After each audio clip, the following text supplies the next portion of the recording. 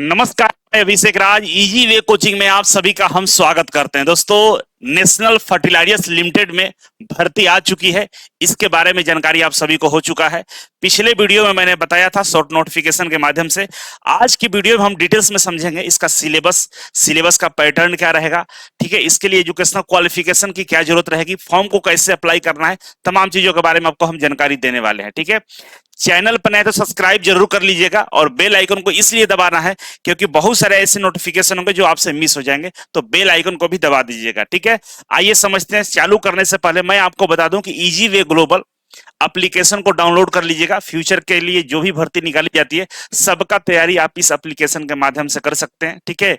अभी फिलहाल में आप इजी वे ग्लोबल के एप्लीकेशन के मास्टर कोर्स में जाकर फाउंडेशन बैच ज्वाइन कर लीजिएगा। अगर आप तैयारी करना चाहते हैं गवर्नमेंट जॉब का, तो एक सबका तैयारी हो जाएगा। एनएफएल के साथ जितनी भी भर्तियां निकाली गई है, चाहे आने वाली भर्तियां, सबका तैयारी आपको फाउंडेशन बैच के माध्यम से हो जाएगा। जो भी बालक फाउंडेशन बैच ज्वाइन करना चाहता है तो फिलहाल में आपको 10% का डिस्काउंट फाउंडेशन क्लासेस पे मिल रहा है, ठीक है। कूपन कोड है FOUND-10। ये अप्लाई करेंगे तो आपको 10% का डिस्काउंट मिल जाएगा। और बाकी यहाँ पर सारे फाउंडेशन कोर्स के बारे में जानकारी दी गई है। हमारे तरफ से जो रिकमेंडेशन है वो है फुल कोर्स ज्वाइन करिएगा, क्योंकि तैयारी संपूर्ण होना चाहिए। केवल टेक्निकल पढ़ के तैयारी नहीं कर सकते हैं। तो मैथ, रीजनिंग, जीके, जीएस जो फुल कोर्स है उसको ज्वाइन जरूर आप लोग करेंगे, ठीक है। आगे बढ़ते हैं। इस एनएफएल का फॉर्म भरने के लिए बहुत सारे बच्चे फॉर्म भरेंगे तो फॉर्म में क्या होता है, बहुत सारा मिस्टेक होने की वजह से फॉर्म रिजेक्ट हो जाता है। जैसा कि आगे नोटिफिकेशन में लिखा गया है कि अगर आप कोई ऐसा गलती करेंगे तो फॉर्म को रिजेक्ट कर देंगे। साइबर कैफे वाले खास करके आपके फॉर्म को गलत भर देते हैं। तो उस सबसे निदान पाने के लिए, क्योंकि बहुत सारे मेरे बच्चों का फॉर्म रिजेक्ट हो जाता है, उन सबको अब एक सुविधा हम दे दिए हैं कि भाई ये नंबर है, इस पे कॉल कर लीजिएगा। कॉल करके व्हाट्सएप अपना डॉक्यूमेंट्स भेज दीजिएगा, आपका फॉर्म भरा जाएगा। चार्ज उतना ही लगेगा जितना साइबर कैफे में लगता है। तो बाबू इससे ही फॉर्म भरवा लीजिए। मैडम को कॉल करके सब चीज बता देना है और उसके अकॉर्डिंग मैडम आपका फॉर्म भर देगी और आपको प्रिंट आउट भी सेंड कर देगी, जिससे आप फ्यूचर के लिए उपयोग में ला सकते हैं, ठीक है। तो नंबर इसको सेव कर लीजिएगा। फ्यूचर में जो भी काम करना हो ऑनलाइन वाला इससे हो सकता है, ठीक है। अब देखिए फॉर्म कैसे भरेगा। तो सबसे पहले करना क्या होगा, आपको nationalfertilizers.com इसके ऑफिशियल वेबसाइट, इस पे जाइएगा। यूआरएल हम डिस्क्रिप्शन बॉक्स में डाल देंगे। ये पेज खुलेगा, ठीक है। इस पेज पर आने के बाद यहाँ पर करियर का सेक्शन है, इस पर क्लिक कर लीजिएगा। जैसे आप करियर पर क्लिक करेंगे इसके बाद आपके सामने इस तरह का एक ऑप्शन आएगा, ठीक है। और यहाँ पे दो तीन चीजें लिख रहेगा, रिक्रूटमेंट इन एनएफएल, रिक्रूटमेंट इन आरएफसीएल, ठीक है। तो आपको इस पे क्लिक करना है, रिक्रूटमेंट इन एनएफएल पे, ठीक है। इस पे क्लिक करेंगे। क्लिक करने के बाद आपके सामने इस तरह की विंडोज ओपन होगा और यही वो भर्ती जिसके बारे में हम चर्चा कर रहे हैं, ठीक है। देखिए यहाँ पे लिखा हुआ है कि जो एप्लीकेशन का डेट है 9 अक्टूबर से शुरू है और इसका जो लास्ट डेट है यहाँ पर देख सकते हैं, लास्ट डेट है वो है आपका 11 नवंबर, ठीक है ना। तो 9 अक्टूबर से लेकर 11 नवंबर के बीच में फॉर्म भरा जाएगा। तो कोशिश ये करना है कि भाई इसी महीने फॉर्म भर देना है, लास्ट डेट का इंतजार नहीं करना है, ठीक है। सबसे नीचे दिया है कट ऑफ डेट 30/9/2024 दिया है। ये कट ऑफ डेट क्या है भाई, ये कट ऑफ डेट का मतलब ये हुआ कि यहाँ तक 30 आपका सितंबर तक 30 सितंबर तक आपका एज, एजुकेशनल क्वालिफिकेशन ये सब कंप्लीट हो जाना चाहिए। अगर आपका एज 18 साल नहीं है, आईटीआई कंप्लीट नहीं हुआ 30 तक, तो नहीं फॉर्म भर सकते हैं। ऐसा नहीं है कि 11 नवंबर तक है तो 11 नवंबर तक हमारा एज हो जाएगा तो भर देंगे, ऐसा नहीं है। 30 सितंबर तक ही सारा चीज हो जाना चाहिए, ठीक है, तब फॉर्म भर पाएंगे। और यहाँ पे नोटिफिकेशन क्लिक करके डिटेल्स नोटिफिकेशन यहाँ से डाउनलोड कर सकते हैं, ठीक है। इस पर क्लिक करिएगा, डिटेल्स नोटिफिकेशन आपका डाउनलोड हो जाएगा, ठीक है। यहाँ तक समझ चुके होंगे आप लोग। आगे बढ़ते हैं। अब जैसे आगे बढ़िएगा तो यहाँ पे दिया है अप्लाई नाउ का ऑप्शन दिया हुआ है, ठीक है। तो जो आपके लिए जो ट्रेड है जिसमें आप अप्लाई करना चाहते हैं उस पे अप्लाई पे क्लिक करके अप्लाई करेंगे क्वालिफिकेशन के अकॉर्डिंग, ठीक है ना। ऊपर ये डिप्लोमा वाले हैं, कुछ लैब टेक्नीशियन है, फार्मास्टिक है, नर्स के लिए है। उसी तरह से आगे बढ़ेंगे तो आपके लिए आ जाएगा फिटर के लिए, वेल्डर के लिए, इलेक्ट्रीशियन के लिए, डीजल मैकेनिस्ट, टर्नर, मशीनिस्ट। तो जिसके सामने जो है फिटर वाले, इस पर क्लिक करके अप्लाई करना शुरू कर देंगे। जैसे इस पर क्लिक करेंगे अप्लाई नाउ पे, तो आपके सामने ये सबसे पहले आएगा आपको रजिस्ट्रेशन करने का ऑप्शन, ठीक है। तो रजिस्ट्रेशन कर लीजिएगा। रजिस्ट्रेशन कहाँ से होगा भाई, तो देखिए इस पे जनरेट ओटीपी, ये डिटेल्स डालिएगा, जनरेट ओटीपी करिएगा, यहाँ से प्रक्रिया आपका शुरू हो जाएगा, ठीक है। तो रजिस्ट्रेशन कर लीजिएगा और करने के बाद इसे अप्लाई कर सकते हैं। ये आ रहा अप्लाई करने का प्रक्रिया। अब नोटिफिकेशन हमने डाउनलोड कर रखा है, तो आइए नोटिफिकेशन के बारे में चर्चा कर लेते हैं, ठीक है। नोटिफिकेशन में बताया गया है कि भाई ये जो भर्ती निकाली गई है केवल एक प्लांट का नहीं है, ये आरएफएल का, सॉरी एनएफएल का जितना भी प्लांट है लगभग सबके लिए भर्ती निकाला गया है। यहाँ पे नाम बकायदा दिया है कि 5 गैस बेस्ड है, कि 5 gas based ammonia urea plant wise Nagaland Bathinda, ठीक है ना, पंजाब में है ये, पानीपत हरियाणा में, और 2 प्लांट विजयपुर यूनिट डिस्ट्रिक्ट गुना इन मध्य प्रदेश। ये 3-4 जो 5 जो प्लांट है, ये पांचों प्लांट के लिए भर्ती निकाला गया है। तो जो सीटों की संख्या आपको दिख रहा है, जब मान लीजिए 40 दिया है फिटर में, तो ये सब मिलाकर 40 है, सब में थोड़ा थोड़ा सीट है, सब मिलाकर 40 सीट हुआ, ठीक है ना। तो एक पार्टिकुलर किसी एक में नहीं है, फॉर्म आपको एक ही अप्लाई करना है, ठीक है। मान लीजिए फिटर्स हैं तो फिटर वाले एक ही फॉर्म अप्लाई करेंगे ये 40 के लिए, और इसी के आधार पे आपका अलॉटमेंट हो जाएगा, ठीक है। ये लोग खुद अलॉटमेंट करेंगे, इस चीज को क्लियर कर लीजिएगा, क्योंकि नोटिफिकेशन में दिया हुआ है, अलग अलग प्लांट का नाम दिया है, अलग अलग सीटों का संख्या वहां बताया गया है, तो आपको एक ही फॉर्म अप्लाई करना है, ठीक है। अब यहाँ सीटों की संख्या की हम चर्चा करें तो डायरेक्ट यहाँ से ऊपर से देख सकते हैं, सबसे ज्यादा प्रोडक्शन में ये मैकेनिकल वाले में है, डिप्लोमा वाले में सीटों की संख्या दिया गया है, ठीक है। हम बात करते हैं आईटीआई के लिए, तो देखिए फिटर में यहाँ पर 40 सीट है, वेल्डर के लिए 3 है, इलेक्ट्रीशियन यहाँ पर 2 तरह के इलेक्ट्रीशियन, एक ऑटो इलेक्ट्रीशियन के 2 है, और यहाँ पे इलेक्ट्रिकल जो 33 है, ठीक है। तो दोनों में इलेक्ट्रीशियन वाले अप्लाई कर सकते हैं। उसी तरह से डीजल मैकेनिक्स का 2 है, मशीनिस्ट का 2 है, टर्नर का 3 है, ठीक है, बोरिंग का मशीन का 1 है, इसमें मशीनिस्ट वाले अप्लाई करेंगे, और ये इंस्ट्रूमेंटेशन के लिए 4 है, ठीक है। और लोको अटेंडेंट के लिए यहाँ पर 4 है, और ओटी टेक्नीशियन का 3 है। ये सीटों की संख्या है जिसके पे आपको अप्लाई करना होगा। बाकी इधर वाला अकॉर्डिंग टू क्वालिफिकेशन देख सकते हैं, ठीक है। ये आईटीआई के लिए पर्टिकुलर था। अब बात करते हैं कि यहाँ पे और प्रिक्स क्या होता है, भाई क्या क्या फैसिलिटी मिलने वाला था। समझ लीजिए कि जो जो फैसिलिटी पीएसयू में मिलता है, इन जो बीएचएल में, सेल में, डीआरडीओ में, इसरो में, वो सारा फैसिलिटी यहाँ आपको मिलने वाला है। यहाँ पर बकायदा लिखा हुआ कि क्या क्या फैसिलिटी आपको मिलने वाला है। तो जो फैसिलिटी है सारा चीज यहाँ पर है, आप पढ़ लीजिएगा। एक ऐसा कुछ भी नहीं है जो यहाँ पर नहीं मिलने वाला, मतलब ये पीएसयू में नौकरी करना काफी महत्वपूर्ण है, अच्छा नौकरी है, ठीक है। सारा चीज लिखा हुआ आप देख सकते हैं। इसके अलावा हम बात करें क्वालिफिकेशन का, तो देखिए यहाँ पर क्वालिफिकेशन जो दिया हुआ है, सबसे पहले हम फिटर की बात करें तो फिटर में जो मिनिमम एज है 18 साल होना चाहिए और मैक्सिमम एज 30 साल होना चाहिए, ठीक है, फिटर के लिए। और 10वीं के साथ आपका आईटीआई होना चाहिए, 10वीं के साथ आपका आईटीआई होना चाहिए, और आईटीआई में 50% मार्क्स होना चाहिए, ठीक है। ये 10वीं में 50% नहीं कर रहा है, किस में कर रहा है, आईटीआई में 50% मार्क्स होना चाहिए आपका। और आप एसी एसटी से हैं तो आपका 45% भी है तो काम चल जाएगा, ठीक है। और इसके अलावा ये जो आपका डिग्री है, यहाँ पे एनसीबीटी एसीबीटी ऐसा कुछ नहीं लिखा है, लेकिन बोला है कि गवर्नमेंट रिकॉग्नाइज इंस्टीट्यूट होना चाहिए, मतलब एनसीबीटी और एससीबीटी दोनों अप्लाई कर सकता है, ऐसा कुछ यहाँ पे जिक्र नहीं किया है, ठीक है ना। तो एससीबीटी गवर्नमेंट से ही होता है, और आपका एनसीबीटी भी गवर्नमेंट से होता है, लेकिन सेंट्रल गवर्नमेंट एनसीबीटी होता है और स्टेट गवर्नमेंट एससीबीटी होता है, तो दोनों लोग अप्लाई कर सकते हैं। बाकी इस पे ऐसा कोई जिक्र नहीं किया गया, ठीक है।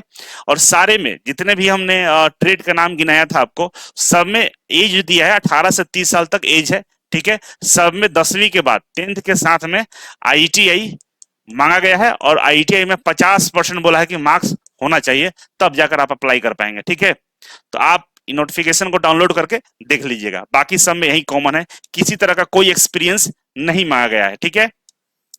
अब हम चर्चा करते हैं कट ऑफ डेट का। तो भाई कट ऑफ डेट मतलब एजुकेशनल क्वालिफिकेशन, एज, ये सारी चीजें आपका 30 सितंबर तक पूरा हो जाना चाहिए, ठीक है ना। 30 सितंबर तक आपका एज जो है 18 साल हो जाना चाहिए, या 30 साल से ज्यादा नहीं होना चाहिए। क्वालिफिकेशन आपका आईटीआई 30 सितंबर तक कंप्लीट कर लिया तो ही आप इसमें फॉर्म को अप्लाई कर पाएंगे, ठीक है। ये सारी चीजें इसमें लिखा गया है। इसके अलावा आ, कुछ चीजें डिटेल्स में यहाँ पर दिया गया है, जो सीबीएसई बोर्ड वाले बच्चे हैं जिनका सीजीपीए वगैरह होता है, उनके लिए कैसे परसेंटेज निकाला जाएगा उसके बारे में यहाँ पर चर्चा किया गया है, ठीक है। बाकी इसमें और कुछ नहीं है, बस इतना ही है। आगे बढ़ते हैं। तो यहाँ पे दिया है कि जो फॉर्म आप भरेंगे, तो फॉर्म भरते समय कौन कौन सा डॉक्यूमेंट्स का जरूरत पड़ेगा, उस डॉक्यूमेंट्स के बारे में यहाँ पर लिस्ट दिया है। डेट ऑफ बर्थ के प्रूफ देना होगा, जिसमें आपको मैट्रिक का सर्टिफिकेट अपलोड करेंगे, और जो सर्टिफिकेट का साइज होगा ये सब 2 MB का है, ठीक है ना, सब में 2 MB है। इसी तरह से एजुकेशनल क्वालिफिकेशन का प्रूफ देना होगा। इसके लिए आप क्या करेंगे, आप आईटीआई का सर्टिफिकेट हो, मार्कशीट हो, ये आप अपलोड करना होगा, ठीक है। किसके लिए, एजुकेशन क्वालिफिकेशन प्रूफ के लिए। इसके अलावा पास्ट एम्प्लॉयमेंट प्रूफ, अगर आपने कहीं से पहले जॉब किया है, अगर जॉब किया है तो ठीक है देना पड़ेगा, नहीं किया है तो कोई बात नहीं, जरूरत ही नहीं है, ठीक है ना। आप लोग तो फ्रेशर है, जरूरत नहीं है।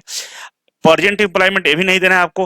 हाँ, कास्ट सर्टिफिकेट देना होगा। एससी एसटी ओबीसी वाले हैं तो इसका जो फॉर्मेट होता है एससी एसटी ओबीसी का, जो सेंट्रल गवर्नमेंट उसके फॉर्मेट पे ही आपको अप्लाई करना होगा, तब जाकर आपको रिजर्वेशन मिलेगा। ठीक है, ये भी 2 MB तक होना चाहिए। ईडब्ल्यूएस वाले हैं, अगर आप ईडब्ल्यूएस हैं तो ईडब्ल्यूएस का सर्टिफिकेट देंगे। इसके अलावा हैंडीकैप है तो हैंडीकैप वाला अपना हैंडीकैप का सर्टिफिकेट देंगे। इसके अलावा अगर आपको लिखने में कोई परेशानी है तो भाई उसके लिए भी आपको सर्टिफिकेट देना होगा। तो इसी तरह से तमाम चीजें, आइडेंटिटी प्रूफ में आपको आधार कार्ड देकर काम चल जाएगा। ठीक है, और इसके अलावा फोटोग्राफ और सिग्नेचर ये भी अपलोड करना होगा। ठीक है, तो इतना सारा डॉक्यूमेंट्स है, जिसमें जो जरूरी वाला है वो आप देख लीजिएगा अपने अकॉर्डिंग। टोटल 13 डॉक्यूमेंट्स आपसे मांगा गया है, जिसमें से कुछ डॉक्यूमेंट आपके लिए नहीं है, जिनके लिए है वो अपना देंगे। ठीक है, आगे बढ़ते हैं। तो यहाँ पे बोल रहा है कि जब आप फॉर्म को अप्लाई कर लीजिएगा, फॉर्म पूरा कंप्लीट कर लीजिएगा, उसके बाद आपको फॉर्म को डाउनलोड करके रखना होगा, जिसमें दो तीन चीजें बोला है। पहला, copy of online application form, जो फॉर्म भरा जाएगा वो ऑनलाइन एप्लीकेशन फॉर्म को अपने पास क्या करना, रख लेना है। इसके अलावा फी रिसिप्ट, जो आपने पेमेंट किया उसका रिसिप्ट भी अपने पास रखना है। इसके अलावा अगर एडमिट कार्ड आता है तो एडमिट कार्ड भी आपको क्या करना होगा, रखना होगा। ठीक है, एडमिट कार्ड भी रख लीजिएगा, जब डॉक्यूमेंट वेरिफिकेशन होगा उसमें भी आपको जांच किया जा सकता है। इस चीजों के बारे में यहाँ पे जानकारी दिया गया है। ठीक है, आगे बढ़ते हैं। तो आगे बढ़ेंगे तो यहाँ पे लास्ट बोल रहा है कि यहाँ पर सिलेक्शन, सिलेक्शन कैसे होगा भाई, तो समझिए सिलेक्शन के लिए क्या बोल रहा है। बोल रहा है कि भाई हम ऑफलाइन OMR बेस्ड टेस्ट लेने वाले हैं। ठीक है ना, ये बोल रहा है कि हम ऑनलाइन नहीं लेंगे, CBT एग्जाम नहीं होगा, ये ऑफलाइन एग्जाम बाकायदा आपको पेपर दिया जाएगा, पेपर पे ही एग्जाम होने वाला है।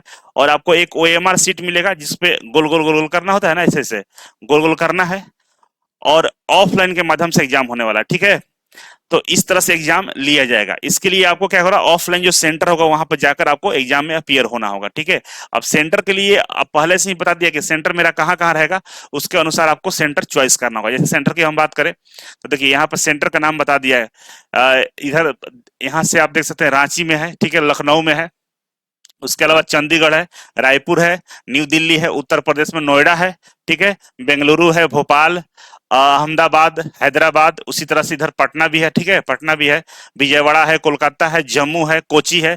तो लगभग पूरा भारत के सभी दिशाओं में इन्होंने सेंटर दिया दे रखा है, तो आप आसानी से सेंटर तक पहुंच सकते हैं। ठीक है, अब समझते हैं कि इसमें एग्जाम जो होगा, भाई एग्जाम कैसे होने वाला है। देखिए, तो एग्जाम पैटर्न की हम बात करें तो यहाँ पे लिख दिया है क्लियर। ठीक है, जो टेस्ट का टाइम होगा, जो टाइम होगा 120 मिनट आपको टाइम दिया जाएगा। कितना दिया जाएगा, 120 मिनट। ठीक है, 120 मिनट आपको टाइम मिल जाएगा। ठीक है, टाइम तो 120 मिनट हो गया। अब पेपर की बात करें तो पेपर आपका जो होगा टेक्निकल प्लस नॉन टेक्निकल दोनों होगा। ठीक है ना, टेक्निकल प्लस नॉन टेक्निकल होगा। तो टेक्निकल में क्या होगा बाबू, तो टेक्निकल में आपसे टोटल 100 सवाल पूछे जाएंगे। 100 सवाल आपका किससे रहेगा, टेक्निकल से रहेगा। प्लस में नॉन टेक से आपसे 50 प्रश्न पूछे जाएंगे, 50 ही है शायद, हाँ, नॉन टेक से आपके 50 प्रश्न रहेंगे। ठीक है, और टेक्निकल से कितना रहेगा, 100 क्वेश्चन रहेगा। ठीक है, टोटल प्रश्नों की हम बात करें तो 150 का रहेगा। ठीक है ना, 150 क्वेश्चन रहेगा, और आपको टाइम दिया जाएगा 120 मिनट। 120 मिनट में आपको 150 क्वेश्चन को सोल्व करना होगा। और नॉन टेक की बात करें तो नॉन टेक में आपका देखिए मैथ भी है, रीजनिंग भी है, और इसके अलावा जनरल अवेयरनेस है, जीएस है। जनरल अवेयरनेस में सब आता है, physics, chemistry, biology, history, geography, सब। ठीक है ना, मतलब स्टैटिक्स, जीके है। ठीक है, इसके अलावा इंग्लिश भी है। आप देखिए यहाँ पे जनरल इंग्लिश भी है, और जनरल इंग्लिश हमारे ऑप्टिक्स क्लास पे, मतलब ऑप्टिक्स क्लास यूट्यूब चैनल पर पढ़ाया जा रहा है, फ्री में जाकर पढ़ लीजिएगा। ठीक है, ये सारी चीजें आपको किससे पूछेगा भाई, आपका नॉन टेक्निकल में ये चीज पूछने वाला है। और इसके अलावा इसमें कोई निगेटिव मार्किंग नहीं है। निगेटिव मार्किंग क्या है, नहीं है, इसमें कोई निगेटिव मार्किंग नहीं है। ठीक है, लिखा हुआ there will be no negative marking for wrong answer. Wrong answer के लिए कोई निगेटिव मार्किंग नहीं है, ये समझ गए। अब एक क्वेश्चन के लिए, प्रत्येक क्वेश्चन, एक क्वेश्चन 1 नंबर का है। ठीक है, अगर सही करते हैं तो आपको 1 नंबर दे दिया जाएगा, और गलत करने पे किसी तरह का कोई नंबर नहीं कटेगा। मतलब दिल खुश करके आराम से टिक लगाना है, गोल गोल करना है, किससे, खुश होकर। ठीक है, क्योंकि यहाँ पे किसी तरह कोई निगेटिव मार्किंग नहीं है। तो मेरे ख्याल से आप ये समझ गए होंगे क्या होने वाला है आपके साथ में, किस तरह से तैयारी करना होगा। तो बाबू देख सकते हैं, ये जो 100 क्वेश्चन है ना, पूरे सिलेबस से आपसे पूछेगा 100 क्वेश्चन, पूरे सिलेबस से ये 100 क्वेश्चन आपसे पूछा जाएगा। तो इसी के हिसाब से आपको तैयारी करके आगे बढ़ना होगा, नहीं तो नहीं होने वाला। जो बच्चे को लगता है कि भाई हम बैठे हैं आराम से, और जब फॉर्म निकल कर आएगा तो हम तैयारी करेंगे। बहुत सारे बच्चों का यही होता है कि चलिए फॉर्म निकलेगा ना तो इसके बाद हम तैयारी करेंगे। तो तैयारी नहीं होता है, मजाक होता है, खुद से खिलवाड़ आप लोग करते हैं कि भाई फॉर्म आया है तो अब हम तैयारी करेंगे। तो ऐसा नहीं होता है, तैयारी में लगे रहिए। फॉर्म तो आता ही रहता है, ऐसा कोई मंथ नहीं है जब फॉर्म नहीं आया हो। और बहुत सारे बच्चों का ये है कि सर 40 ही सीट है। बाबू 40 सीट है चाहे 5 सीट है, उससे क्या मतलब है। सबका कट ऑफ आप देखोगे तो कट ऑफ 80 नंबर मान के चलो, मैक्सिमम 80 नंबर आपका कट ऑफ जाता है, ठीक है ना। 80 नंबर तो लाना है, 80% नंबर लाना है, परसेंटेज की हम बात कर रहे हैं। 80% नंबर लाना है, 80 से 90% नंबर लाएंगे हो जाएगा नौकरी। तो हम सीट पे क्यों ध्यान देंगे, हमें तो एक ही सीट चाहिए ना। तो एक सीट के लिए क्या चाहिए कि हमें 80 से 90% हमको नंबर लाना है। हम 80 से 90% लाएंगे, नौकरी हो जाएगा। कई कई केसों में तो हमारा 60 से 70% पे ही सिलेक्शन हो जाता है। 60 से 70% ही नंबर लाने पे सिलेक्शन हो जाता है, जैसे बीएसपीसीएल है, इतना पे ही सिलेक्शन हो जाएगा, जहां बच्चों की संख्या ज्यादा होता है। तो कुछ नहीं करना है आपको, अपने सब्जेक्ट और नॉन टेक्निकल का पार्ट को स्ट्रॉन्ग करना है, तैयारी करते रहना है, नौकरी मिल जाता है, इसमें कोई दो राय नहीं है। और हमारे यहाँ प्रैक्टिस सेट भी ला दिए, ऑफलाइन प्रैक्टिस सेट भी अब शुरू करने वाला है, टेक्निकल का नॉन टेक्निकल का दोनों का। टेक्निकल वाला पेपर बस रेडी ही होने वाला है, ऑफलाइन शुरू हो जाएगा। तो एक बार पटना ही पहुंचने का प्रयास करिए आप लोग, बढ़िया से बैठ कर तैयारी करिए यार, जिंदगी बदल जाएगा, बात समझिए। नहीं तो ऐसे ही घूमते घूमते जिंदगी बीत जाता है। ऐसे ही मिडिल क्लास फैमिली है हम लोगों के पास, जेब में 1 रुपया होता नहीं है। तो कुछ तो यार पढ़ाई करो। इसके अलावा बोला है कि हम स्किल टेस्ट भी लेंगे बाबू, ठीक है। जब आपका रिटन एग्जाम हो जाएगा तो स्किल टेस्ट के लिए ही बुलाएगा, लेकिन उन बच्चों को बुलाएगा जिनका कम से कम 75 नंबर रहेगा। मतलब 150 में से 75 नंबर जिसका रहेगा उसी को स्किल टेस्ट के लिए बुलाएगा, अन्यथा नहीं बुलाएगा, ठीक है। तो ध्यान रखेंगे कि स्किल टेस्ट भी होगा, और स्किल टेस्ट केवल पास करना है, इसमें ऐसा कोई नहीं है। स्किल टेस्ट भी हम करवा देंगे आपका। तो स्किल टेस्ट के बेस पे आपका क्या होगा, मेरिट नहीं बनेगा, आपका रिटन एग्जाम के बेस पे मेरिट बनाया जाएगा, ठीक है। सेंटर के बारे में मैंने आपको बता दिया है। अब इसका डेट भी ध्यान रखिएगा कि जो इसका डेट है वो याद रखिएगा कि जो लास्ट डेट है, आखिरी डेट है फॉर्म भरने का, वो 11 नवंबर है। इससे पहले फॉर्म को आपको अप्लाई कर लेना होगा, नहीं तो फिर आप फॉर्म नहीं भर पाएंगे। और आप लोग तैयारी में लगे रहिएगा जरूर, क्योंकि तैयारी आप नहीं करेंगे तो ये नोटिफिकेशन, ऐसे भी बहुत सारे नोटिफिकेशन आते रहते हैं, उससे कुछ फायदा होने वाला नहीं है। अभी 10% का डिस्काउंट चल रहा है, फाउंडेशन बैच ज्वाइन कर लीजिए। जिंदगी में 2000-3000 रुपए कब आएंगे कब जाएंगे पता नहीं है। बहुत पैसे कमाएंगे, बहुत पैसे बर्बाद होंगे, उसका कोई लेना देना हिसाब नहीं होता जिंदगी में। लेकिन हम सही जगह पैसे लगाते हैं ना, मेहनत करते हैं, उसका फल मिलता है, आज ना तो कल मिलता है। पढ़ाई कभी बेकार नहीं जाती है, याद रखिएगा, कभी ना कभी जिंदगी में काम आ जाएगा। इसीलिए पढ़ते वक्त पैसे के बारे में मत सोचिए। आपको जो जेन्युइन लगता है कि हमें यहाँ पे पैसे लगाना है, ये किताब हमको चाहिए होगा पढ़ने के लिए, हमें ये चीज चाहिए होगा, तो वो ले लीजिए, वो जरूरत है। अभी लड़ाई युद्ध के मैदान में जा रहे हैं, उसमें लड़ने के लिए आपको जो जो हथियार का रिक्वायरमेंट लग रहा है आप लीजिए, वो वही उसी के लिए आपको इस समय जरूरत है, दूसरा काम नहीं करना है। बाकी आपकी मर्जी है। आगे हम वीडियो में फिर मिलेंगे, कमेंट बॉक्स में कमेंट करिएगा, किस तरह का कोई परेशानी होगा तो फिर से वीडियो हम बनाने का प्रयास करेंगे। फिलहाल के लिए बस इतना ही था, थैंक यू सो मच, मिलते हैं अगले वीडियो में, तब तक के लिए नमस्कार।